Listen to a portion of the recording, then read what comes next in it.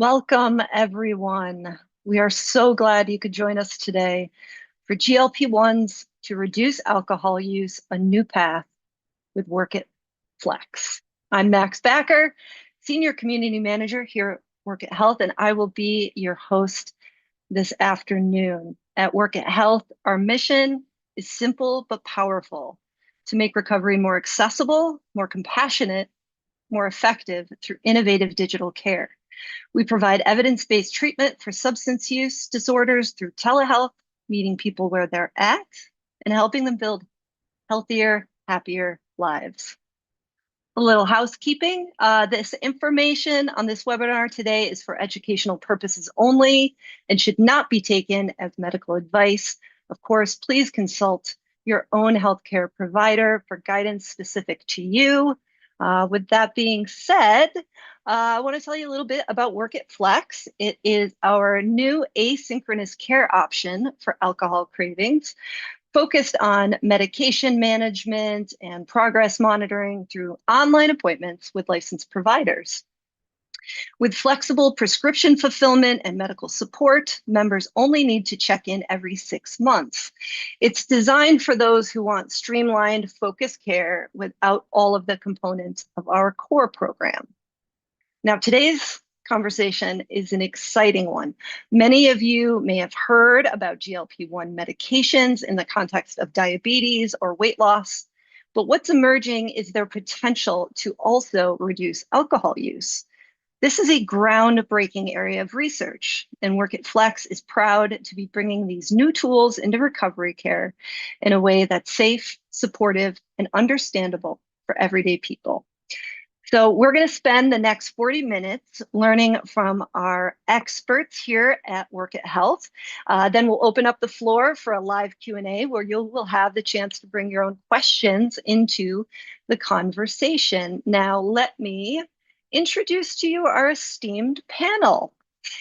Dr. Eileen Barrett is Workit Health Senior Medical Director and VP of Quality. Dr. Barrett is board certified in both internal medicine and addiction medicine and brings decades of clinical expertise, national leadership experience, and published research to her work in recovery care.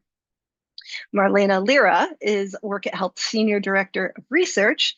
Marlene is a nationally recognized researcher with peer-reviewed publications and leadership roles in organizations advancing addiction medicine and substance use policy. And together, they're going to break down what GLP-1s are, why they matter for alcohol use, and how this new path might support more people in recovery. So settle in. We're excited to have you with us as we explore this new frontier in addiction medicine. And with that, I am thrilled to turn things over to our experts, Dr. Eileen Barrett and Marlene Lira, who will guide us through today's conversation. Marlene, I believe you're kicking us off. Great. Hi, everyone. Thanks so much for joining, and thanks, Max, for getting us started and kicking off this MedWeb. I'm going to give an overview about GLP-1s, what they are, and some of the emerging evidence on GLP-1s and how they might be used for alcohol use disorder. So let's dive in. We're going to start off with what is GLP-1 and what are GLP-1 receptor agonists?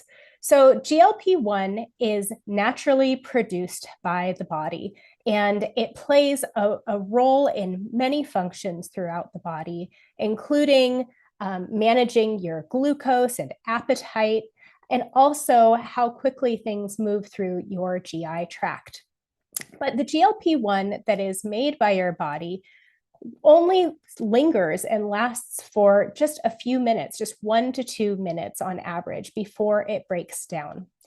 GLP-1 receptor agonists are designed to resist that breakdown, and so they last longer in the body.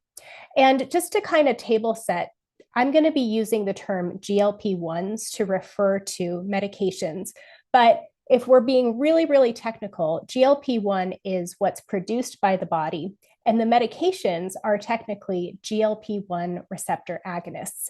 There's also a whole other group of medications that target similar molecules in the body, like GIP. But just for the sake of clarity today, I'm going to refer to all of them as GLP-1s, but I just want to put that out there so people don't get confused. So these GLP-1 medications last longer than the GLP-1 made in your body. Let's go to the next slide. So GLP-1s, even though it might be just fairly recently that you've heard about them, have actually been in the research and development pipeline for around 30 years. And it all kind of started back in 1992 when Exendin 4 was isolated from the saliva of the Gila monster. You can see that big lizard in the bottom left-hand corner. And over the last several decades, there have been a lot of advancements in the development of medications using these pathways. And as you can see on this slide, they originally started for diabetes, and then in the teens, we started to see them being used for weight loss, or actually more recently. But also the way that these medications have been delivered has also been changing. So they started out as 2 times per day injections, then they moved to daily injections, and now the newer medications are once weekly. And you can see in the last few years, there's been tirzepatide, which is known as Zepbound and Mounjaro. There's also been semaglutide, which is Wegovy or Ozempic, and also an oral formulation of semaglutide called Rybelsus. So you can see here, there's been a lot of work over many, many years to develop these medications, and they have a lot of interesting impacts in the body. So let's go to the next slide and we can dive in and see what some of those are. So here you can see some of the effects of these medications on the brain, the heart, the pancreas, the liver, and the GI tract in general. In the brain, there's kind of emerging research to suggest that they might have impacts on how nerves work and protection around nerves. There's some evidence to suggest they might help with memory and neuroinflammation, decreasing that. We're also seeing that these medications can improve cardiovascular health and improve anti-inflammatory effects throughout your cardiovascular system. I won't go through all of these, but it's really interesting to see how much of a breakthrough these medications have been and to see what we're still learning about all of these medications. Let's go to the next slide. So as you can see, because there are these downstream impacts on so many different health systems, we've been seeing emerging evidence that these medications might confer benefits beyond diabetes and beyond weight loss. And some of that I've already alluded to. We've had several studies showing that these medications can reduce the risk of major adverse cardiovascular events. So this is things like heart attack, stroke, and cardiovascular death. And semaglutide is now approved for type 2 diabetes and heart disease. We're also seeing that these medications can protect your kidneys. And there have even been some studies showing that they are associated with reduced risk of cancer. But just a caveat here, association is not the same thing as causation, but definitely a really exciting area of research that we're following. So now trying to understand how these medications might kind of impact alcohol use and how we think about alcohol, how we crave alcohol, and how they might be different from some of the other medications out there for alcohol. So let's go to the next slide. And one more. So the medication that you've probably heard the most about when it comes to alcohol use disorder is naltrexone. There are actually 3 FDA-approved medications for alcohol: naltrexone, acamprosate, and disulfiram. Naltrexone is perhaps the most widely used of those 3. And I think to really start to consider how GLP-1s may impact alcohol, it's important to try to think about the mechanisms of action. And I'm not going to go into a huge amount of detail about the neuroscience and the precise mechanisms behind these medications, but kind of from a big picture level, we think about medications, including naltrexone and GLP-1s, in terms of how they activate receptors in the brain. Naltrexone is what's called an antagonist, and that means that it blocks receptors so that other molecules and signals from things like alcohol can't activate that receptor. So if the receptor is blocked, that produces basically a blocking of the effect of the stimulus. So in this case, it could be alcohol. And when somebody takes naltrexone, they often don't feel pleasure from the alcohol itself because that naltrexone is blocking the receptor. So it can't get in. Think about, a puzzle piece with a piece of tape over the little hole. So you can't put the other puzzle piece in no matter how hard you try. But GLP-1s act differently. These medications are what are called agonists. And what that means is that they don't block the receptor, but they actually fill in the receptor. So it's kind of in this constantly activated state. So thinking about a puzzle piece analogy, instead of taping off the hole on the receiving end of the puzzle piece, you're actually putting something inside that hole and kind of filling it. So then when alcohol is around, it's not activating it. It's already kind of in this activated state. This is an oversimplification, but an attempt to try to explain why we might feel different things from these medications. I'll also highlight that naltrexone and GLP-1 medications target different receptors, but they're thought to both exist in the reward pathways in the brain. So what does this mean for folks who are perhaps taking GLP-1s or thinking about GLP-1s for alcohol use? Well, let's go to the next slide. And one more. So because of this kind of activated state, it means that people may not feel those same cues for craving and desire that they might otherwise feel. It could also mean that these medications make alcohol and other stimuli less appealing by creating unpleasant feelings when they're used. But there's a lot of work being done right now on these medications to really understand what's going on in the brain. And as time goes on, we're hopeful that we'll know more and more about this. Let's go to the next slide. So I'd like to highlight here that there are some really interesting similarities in the brain between obesity and addiction. This is a slide that shows some figures from studies that are actually about 20 years old. Some of these studies were co-authored by really renowned scientists at the National Institutes of Health who have tried to understand kind of the brain science of addiction.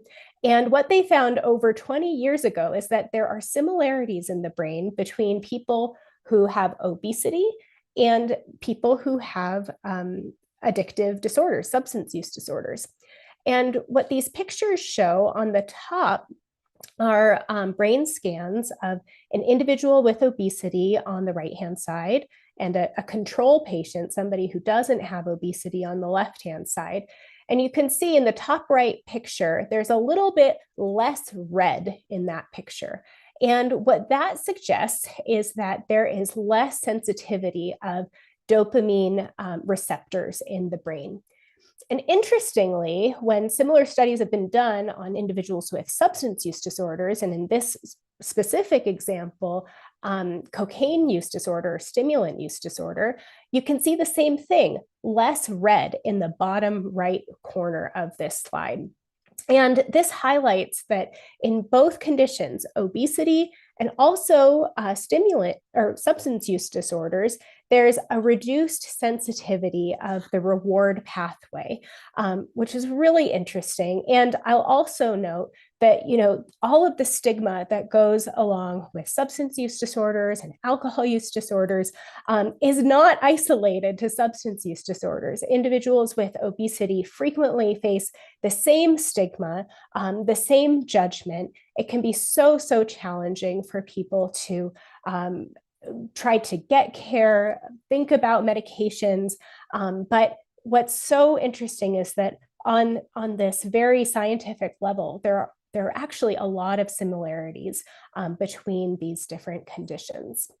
So that is going to be the deepest I'm going to go into the neuroscience part of this talk, but I wanted to touch on it because I think it's really important to kind of understand some of the mechanics going on behind the scenes. But as I mentioned, this is really an evolving area of research, and a lot of work is being done to try to untangle this and understand it further. So let's go to the next slide and transition into what the evidence actually is so far about GLP-1s and alcohol use disorder. And you can see there are not a lot of boxes on this slide, and that's because this is really a new area of research that's really like breaking through. It's evolving very quickly. There have been many studies done in animal models. So think rats and rodents, even some monkeys and primates. But in terms of trials that have been done on humans, looking at GLP-1s and alcohol use, we don't have too much yet. There have been 3 different clinical trials done to date that have been published on GLP-1s and alcohol use. And in addition, there have been a handful of studies that have used medical record data to understand the relationships between GLP-1s and alcohol use. And I'm separating those because those are both very helpful and important areas of research, but they're also different.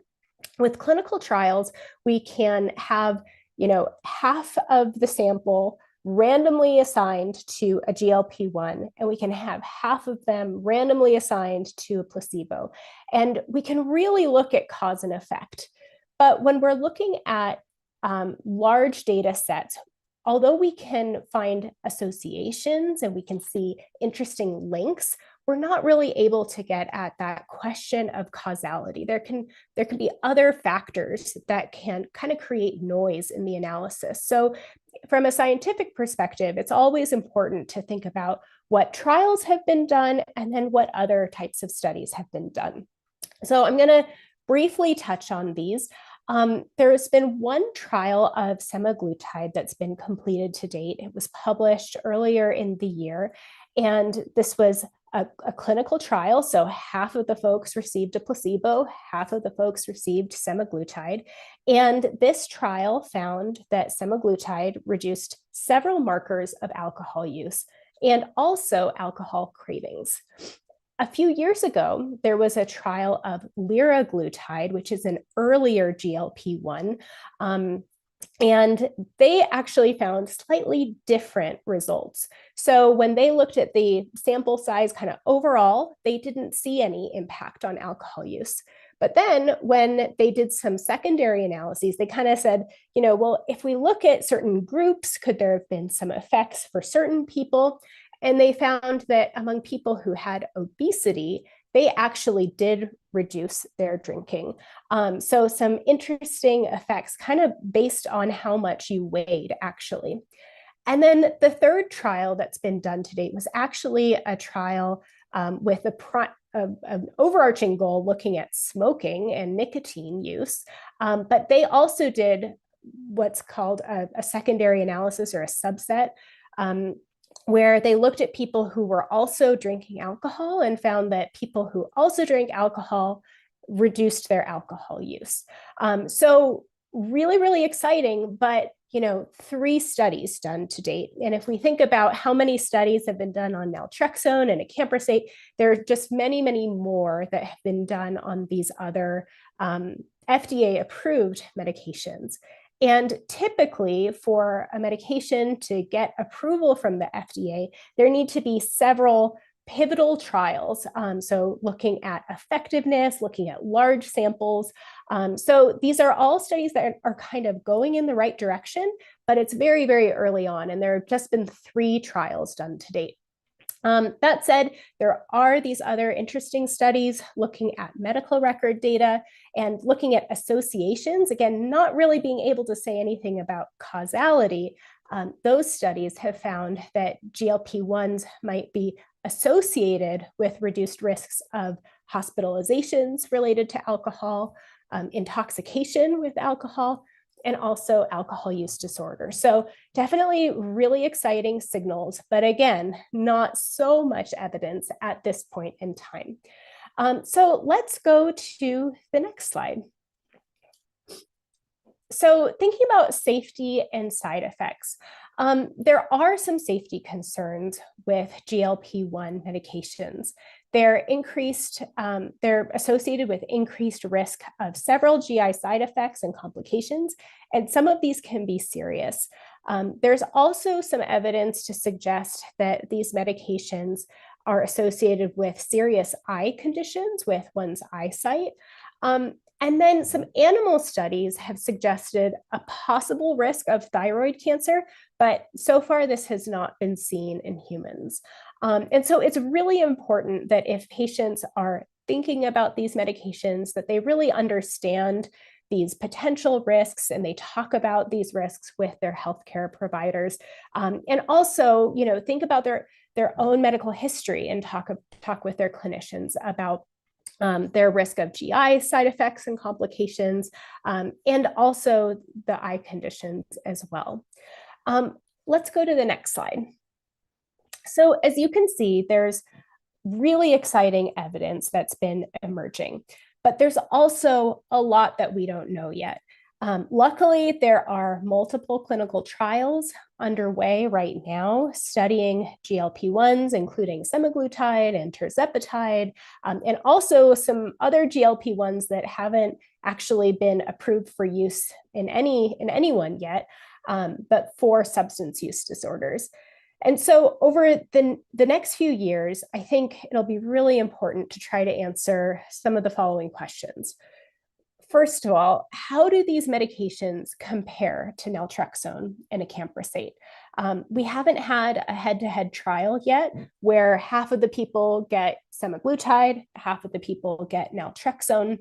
And right now, naltrexone is really considered the first-line medication for alcohol use disorder. So it's going to be really important to understand how these medications compare with the existing ones that are out there. We also need to learn about these different GLP-1s and whether they impact alcohol use in the same way or to varying degrees of success. As I mentioned in the previous slide about the clinical trials that had been done, liraglutide didn't have an effect in the overall sample. It was just when the researchers looked at people with obesity that they saw that effect. So could it be that some GLP-1s are stronger and therefore have a bigger impact on alcohol use? And the answer to that is we don't know yet because the research is still being done. Similarly, do GLP-1s work in the same way on all people, or are there different effects? For example, will alcohol use only be reduced in people with higher BMIs? Maybe it depends on the GLP-1 itself, and we don't know yet. And lastly, can tolerance be developed when using GLP-1s for alcohol use? So there are a lot of questions that are still being explored, and I think it's important to both be excited, but also realize that this is really an active area of investigation and study, and we're going to be uncovering answers over the next few years as these studies get published. So with that, that's kind of the overview of what we know, what we don't know. I'm going to turn it over to my colleague, Dr. Barrett, who's going to talk about how we kind of think about this evidence and apply it to individual people. Yeah, thanks so much, Marlene. Thanks everybody for joining us. Thanks also to the team at Workit for doing all the hard work here. Max, you're a wonderful facilitator and moderator. And so what Marlene covered so beautifully is that there is so much research that has been evolving, particularly in the care of people with alcohol use disorder. That has been evolving very quickly, although the medications and the basic science around it has been around for decades. And so the question that we want to ask ourselves is, how would we apply this emerging research and restrain our excitement to the care of the person in front of us, because that's what we always want to do. So where we pick up from there is what we want to do is to consider a GLP-1 just like we would consider any other medication. So what that means is that everybody who is starting a GLP-1, they should have, but most importantly, they deserve to have the most comprehensive care that anyone would get for any other diagnosis, right? And so that does include getting blood tests and also a comprehensive evaluation with their clinician, with their medical provider. And that also involves then having a thoughtful conversation that starts with the knowledge that you just heard, and just I'll restate here, which is that even though there is so much exciting evidence about treating alcohol use disorder, or just helping people cut back on their alcohol with using GLP-1s, that right now naltrexone and acamprosate, those are the medications that still have the best available evidence for cutting back or stopping drinking. That is absolutely the case. What we also want to be mindful of, though, is that tens of millions of people in the United States have another diagnosis for which a GLP-1 can be life-saving and life-changing. And those include obesity, diabetes, cardiovascular disease, kidney disease, sleep apnea. There's outstanding research here. So what we can know is that if someone can take one medication that can maybe take care of two conditions or three, why wouldn't we want to have an honest conversation about that and consider that? So within that context, that we want to be aware that the current evidence that it does lean toward semaglutide for reducing alcohol more than liraglutide or tirzepatide, and want to just be aware of that. And then we also know that anyone is going to be navigating a lot of misinformation and also some disinformation about medications that are really exciting. And I think that doesn't speak to anyone having ill will. Instead, it speaks to that we feel this urgent need. All of us feel this urgent need to support people in their recovery goals, to support people in cutting back on alcohol or stopping alcohol altogether. And so that is the reason why we want to make sure, no matter what, that we keep the patient at the center of the care, and that we provide that we have these honest conversations about where the state of the science is, and we look holistically about what are their needs, and we also try to meet them where they are and provide education. So if we move forward to the next slide, please. What that means, of course, is when we want to support people in getting the best care, what we want to do is really navigate their values, what is important to them, their preferences, like just what do they care the most about, and also what is the scientific evidence. And that really requires, again, that idea of a comprehensive evaluation. And so in this rapidly evolving landscape about our GLP-1 medications, this conversation itself will be navigating what is the effectiveness of the medications. Also, what are the side effects? Because we do know that with GLP-1s, that half of people are no longer on the medications a year later, right? So we want to navigate the side effects. We also want to navigate the complications, risks, and we also the other serious effects, right? And also, what are the benefits to the particular for their goals related to their recovery and to cutting back or stopping drinking, but also to other serious diagnoses. And those diagnoses, such as, like we said before, diabetes, cardiovascular disease, chronic kidney disease, sleep apnea, obesity. Well, how could we use, again, one medication that could treat multiple diagnoses? And then also the very practical reality of the costs. And we want to just integrate these things as we consider values, preferences, and the evidence. So where does that leave us, and how at Workit have we considered the available evidence that you heard from Marlene, plus again, what are the needs of people? And if we go to the next slide, we'll see what is an innovation. One of the innovations that Workit has leaned into is what's called Workit Flex. You can see that on the top line of the slides.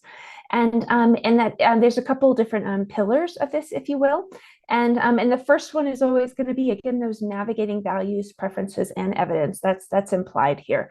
And what it does mean is meeting people where they are. So that does mean that medications that are prescribed are either sent directly to their home or to their local pharmacy. These medications, you can see them on the left there. There's naltrexone, which is a generic medication, which means it does mean it's been around for a long time. It's been approved by the FDA, and it also then it's inexpensive.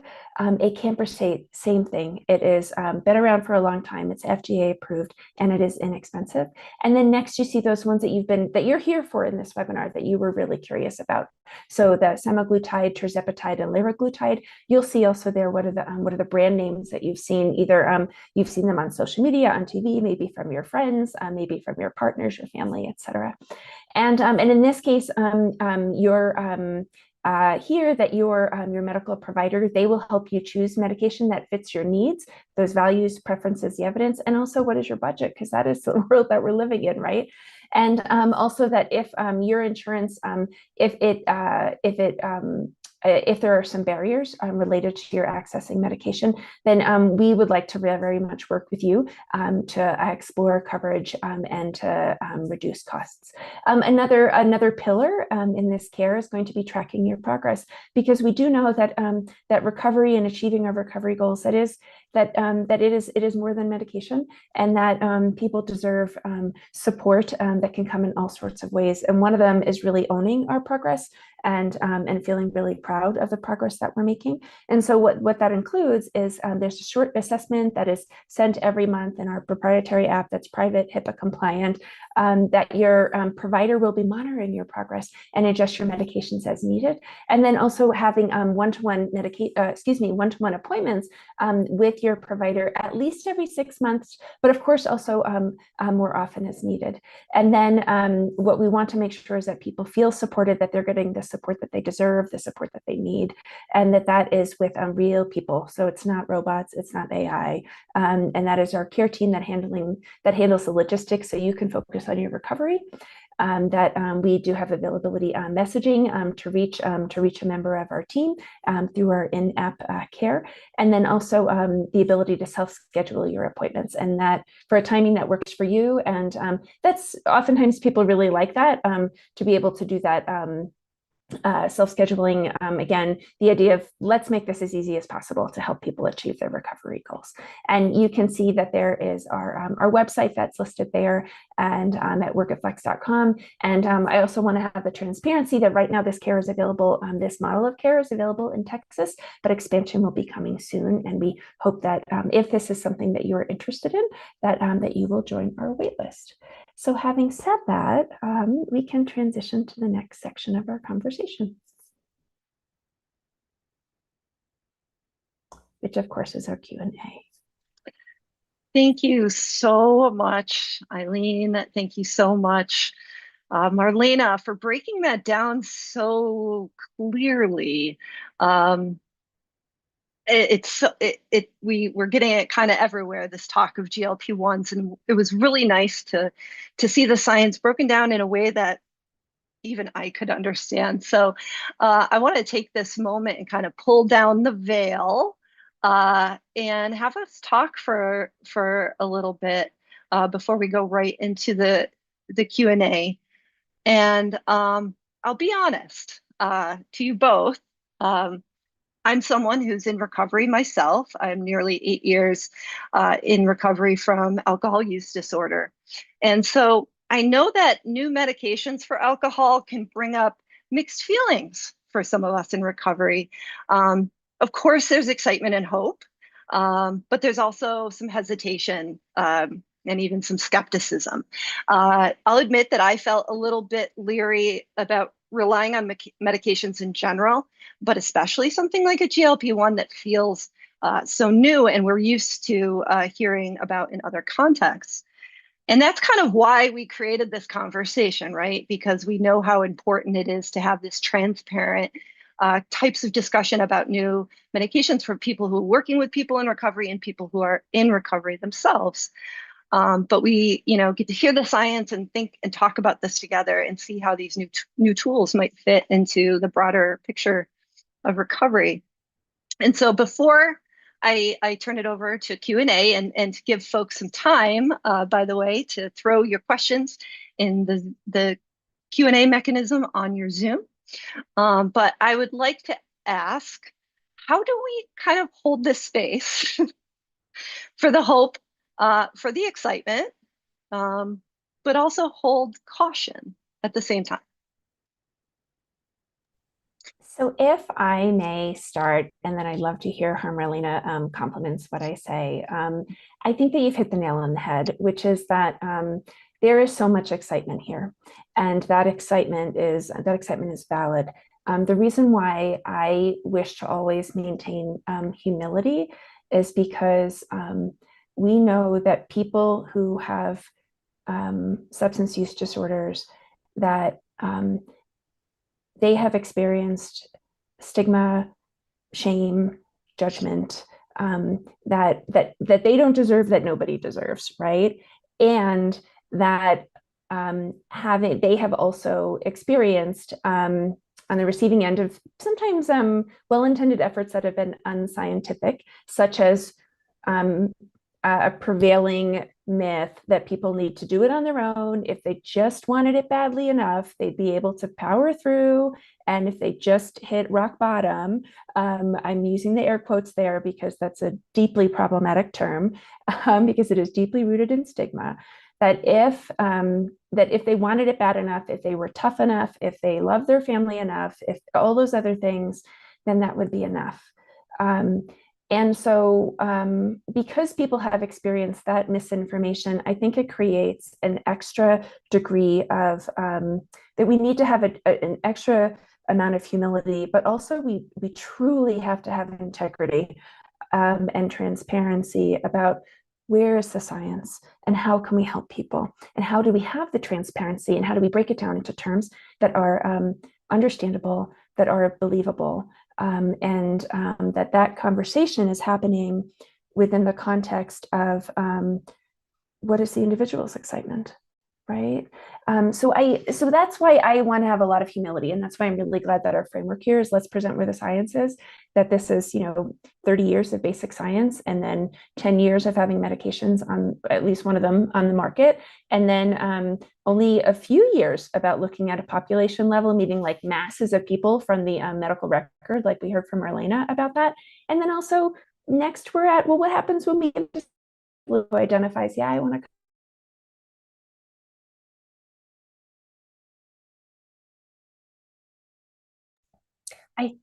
For me, I think Eileen might have glitched there, but I just want to chime in and really echo what she was saying.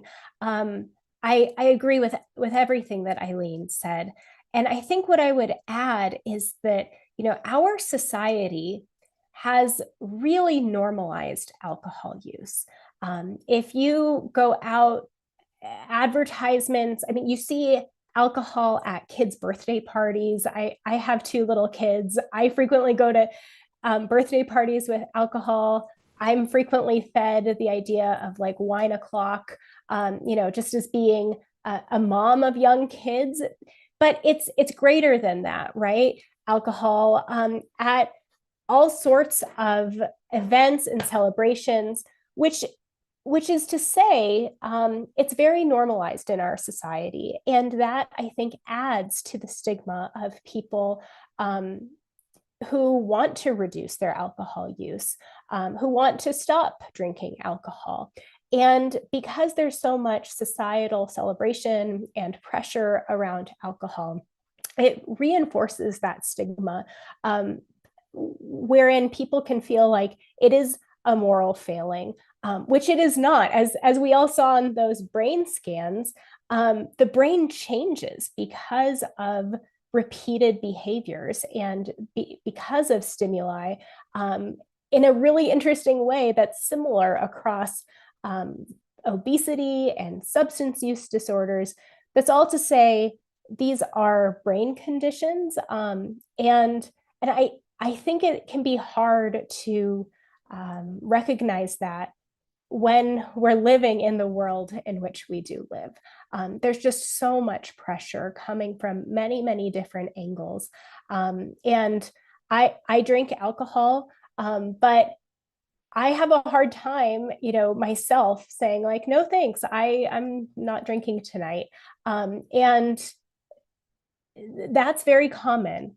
So I say that to just try to normalize that, and also recognize just the intense pressure that comes from society around alcohol use, and also around trying to make healthier choices, whether that's just cutting back or stopping alcohol use altogether.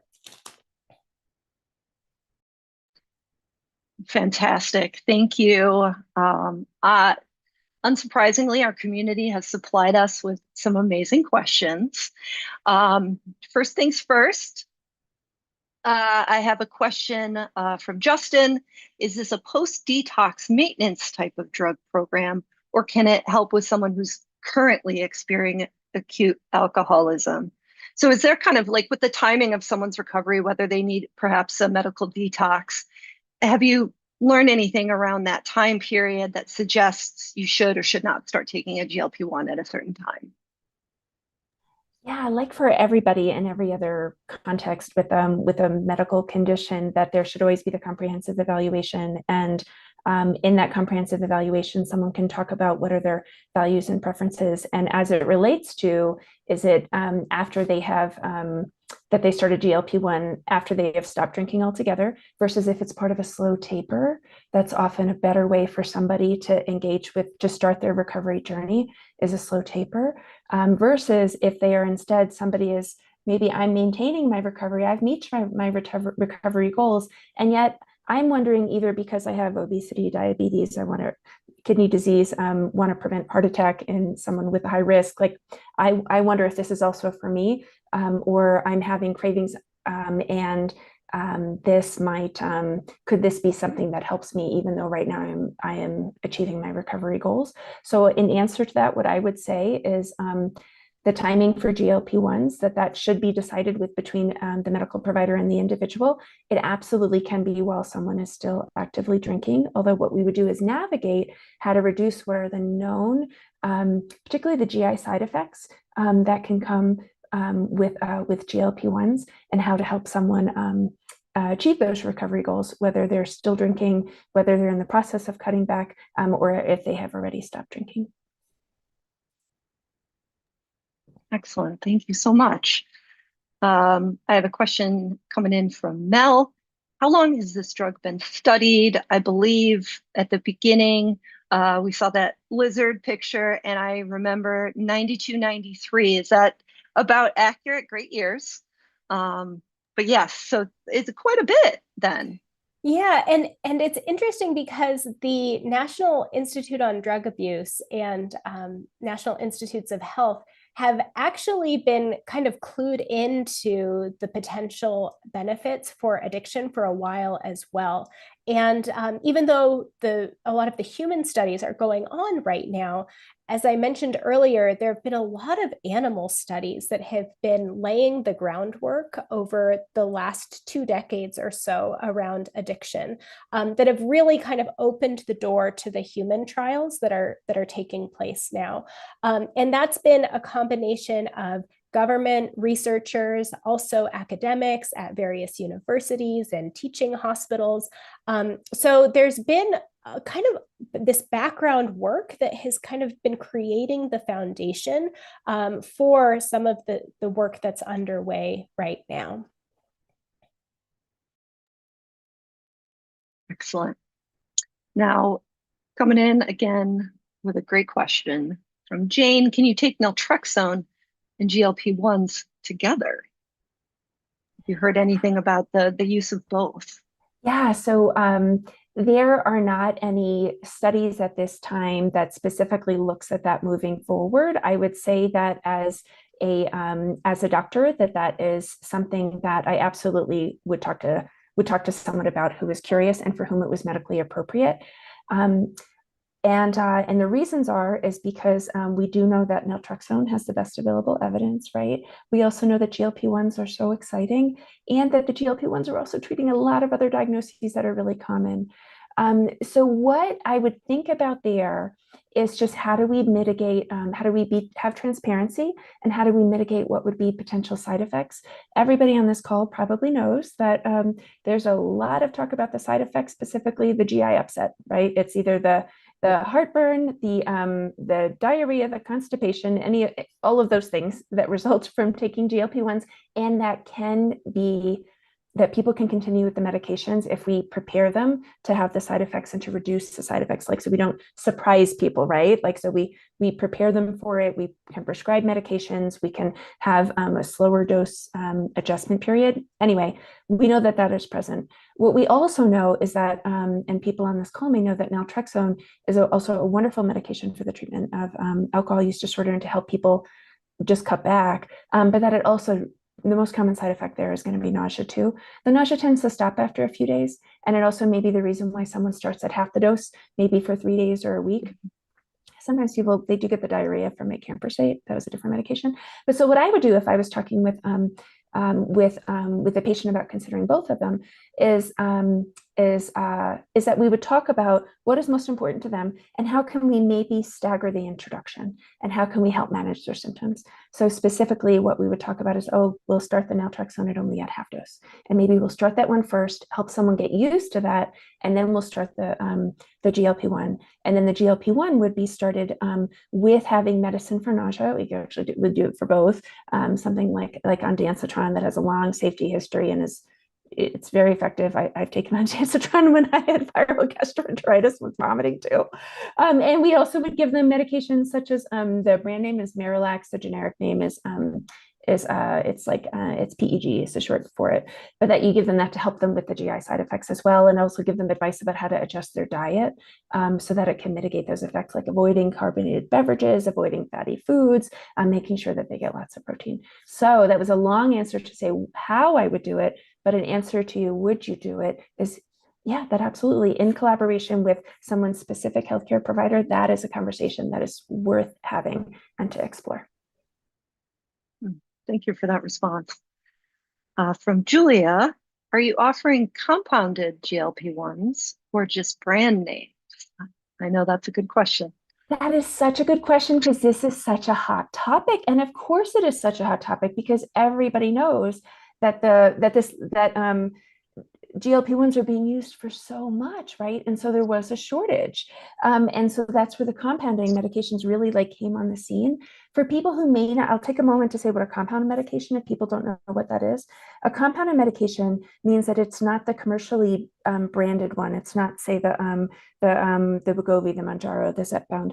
It is instead one where a pharmacy is using the basic ingredients and formulating into something different for an individual. So say, for example, what that could mean is, and historically what it has meant is that if someone has maybe they're allergic to one of the components of medication. Like, there was a time in my life where I was allergic to the red dye that was in acetaminophen, which is Tylenol, and it would give me a rash, right? So there are I could just buy a different version. There's a lot of Tylenol out there, right, that doesn't have that, but not every medication has that available. So what it would be is that a pharmacy would make a version of it that doesn't have the dye, or it'll be something like that, or someone truly needs a special dose that isn't available. With compounding, what there was creating different, using the base, the active ingredient of the medication, if you will, and then formulating it differently, not by the major manufacturers, and having that available to people so that they could increase access. And that's what a lot of people have heard from.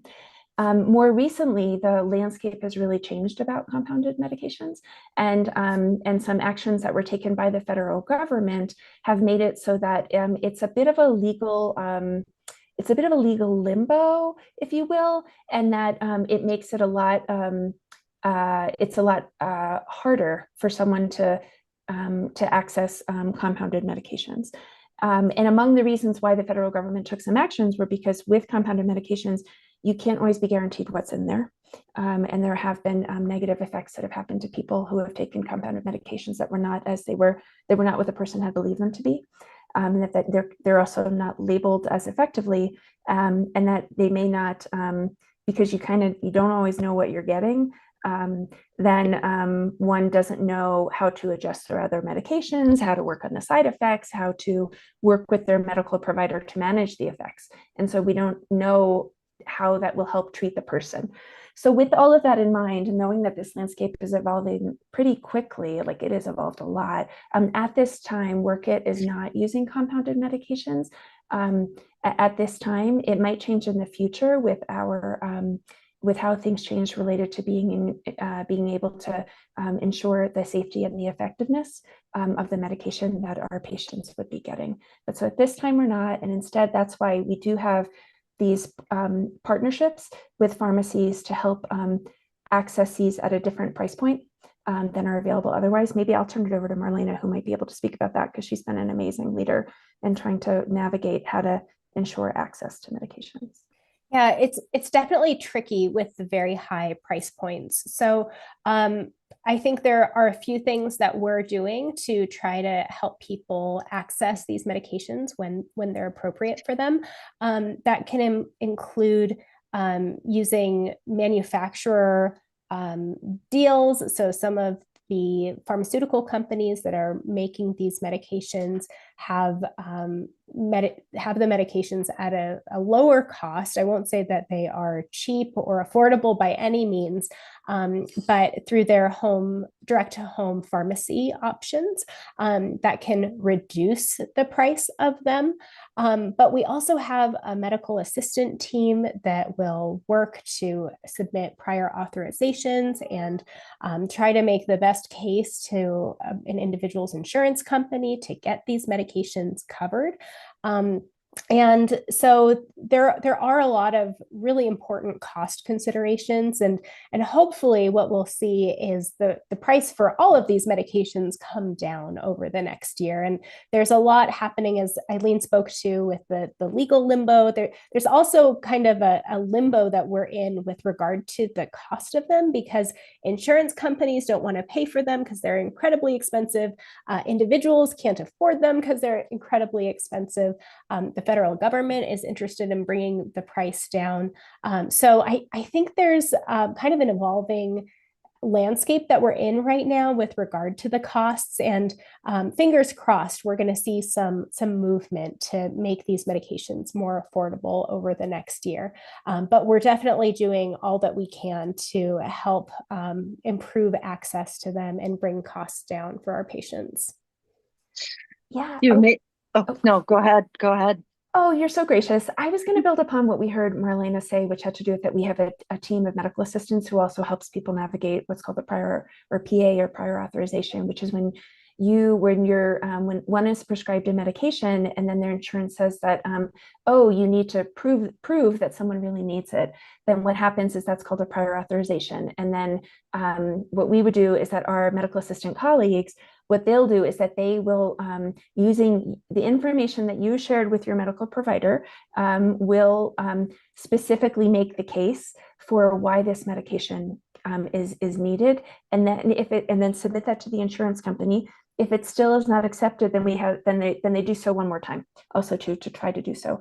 And what we'll also do there, and what a clinician will do in that comprehensive evaluation that someone needs and deserves, is to have an honest conversation about what are the other medical reasons why this might be approved, and also why it might be something that helps you, that serves you. So say if somebody has also diabetes and obesity, well, let's talk about that in the prior authorization, because those are the reasons why people are really getting this covered, is for reasons like that, or because they've already had a heart attack and are trying to prevent another one. So we look for those things, and always work to develop the relationship so that the patient feels comfortable sharing those other medical diagnoses, so that we can say, like, all of you deserves to be treated, and this is an option that can help the all of you. Yeah, Max, I interrupted you. Please go ahead. I was just going to say, a lot of questions are coming in about price and about insurance, and I'm so glad you segued right into that. And also pre-authorization and issues that folks might have before they come to a Workit Flex appointment. There's quite a few questions around, what if I'm pre-diabetic right now? What if I have diabetes too right now? Will that make me more, and in alcohol use disorder, would that make me more, compatible to this program, easier to have insurance? And it sounds like, unless you want to throw some more things in there, kind of answered that as well, but please.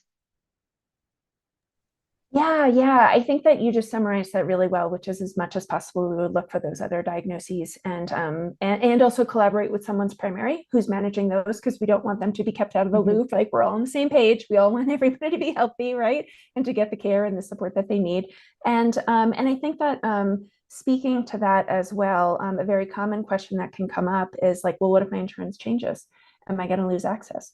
And so one of the things that we can do is we can work with the medical, what I would recommend at that point, and what my personal approach would be is that I would work with the person and to see, well, what options are available to us now? And what might be the case is that then maybe someone was initially on semaglutide and now we're going to see about tirzepatide, or more often it would be the other way. I shouldn't say more often, it depends on the insurance.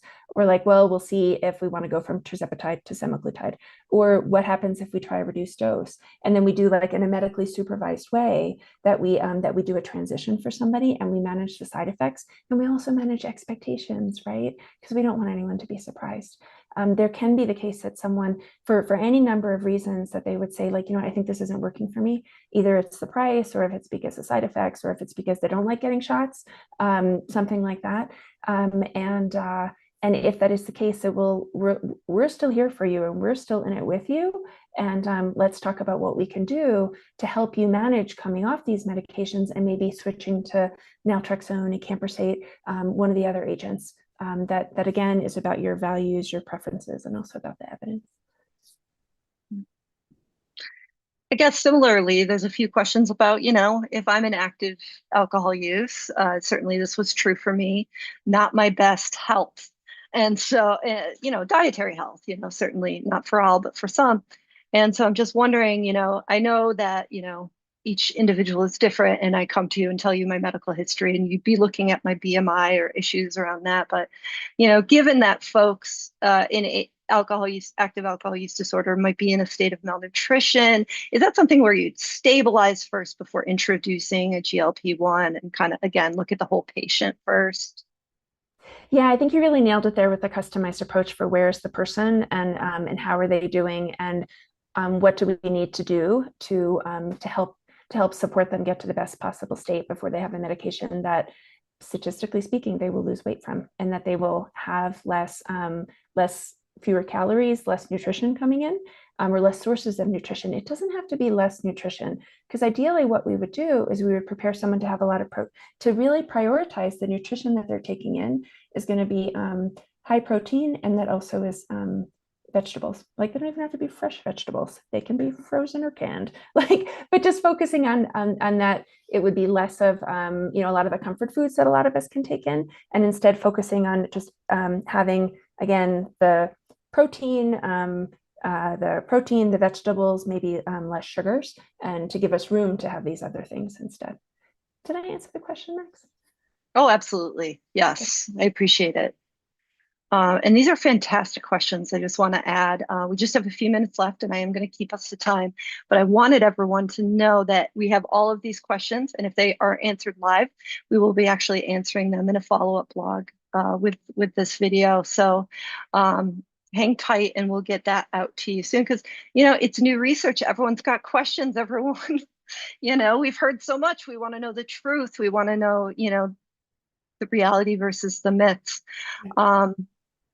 I have what I think is probably the best question to end on from Lisa. If we are interested, should we make an appointment with a Workit Health provider? How would we go about getting started if we wanted more information about the Workit Flex program? Yeah, I would definitely encourage you to go to our website, workitflex.com. As Eileen mentioned, the Flex program is just starting out in Texas only, but we have our traditional traditional, but also totally virtual alcohol use program available in multiple states. And you can get top tier medical care in both programs, no matter what. And so I'd encourage you to look at our core program at workithealth.com and also our new Flex program at workitflex.com. If you want to sign up for emails, you can click on the Learn More button at workitflex.com. And we will, as Max said, we're writing down all of these questions. We want to make sure that we get answers for everyone, and we'll be sending that out. And I just want to thank everyone for the engagement on this, just coming through the chat and the Q&A. And I think there's stuff happening on YouTube also, but just so grateful for all of the interest, and we can do more of these. As more studies come out, we're gonna know more. We're gonna be answering more questions and having a clearer sense of the strengths and limitations of these medications for alcohol. So this also doesn't have to be a one-time event, because the evidence is definitely not stagnant. It's really changing on a very fast basis. And Eileen, I just wanted to ask if you had any final notes. Oh, thanks. Yeah, I echo all the gratitude that I just heard, and also, and maybe two other things. One of them is the hopefulness. I am grateful that I get to work someplace where our goal is, as Max said, is compassionate care, meet people where they are and provide them the great care that they deserve, the great care that everybody deserves. The next thing I'd also add is that we talked a lot about, because we care about transparency, right? And setting people up for success. So we did talk about that there are side effects of these medications, like there are of all medications. Let me be 100% clear, and I hope that I am stating this unequivocally in a way that is believable and persuasive, which is that at this time, all of the available evidence supports that any evidence-based medication that is being used to help someone stop drinking, that it is better than drinking. It is safer than drinking. So I hope that we can know that, even though we are sharing the transparency that, like, yeah, we want to manage the side effects together. So I hope that provides a measure of comfort and support, that people don't need to will their way through it on their own, that help is available. Beautiful. I want to thank Marlene. I want to thank you, Eileen, and the incredible team at Workit Flex. To find more information, workitflex.com, about all of our programs, workithealth.com. I want to thank you both for the honesty, your transparency, and most of all, your kindness to people in recovery always. It is a pleasure to work with you both, and thank you so much for your brilliance today. Thank you for yours. Thank you so much, Max. This was truly a pleasure, and just can't wait to see what we learn next. Me too. All right, y'all, on behalf of Workit Health, thank you so much for joining us, and we will see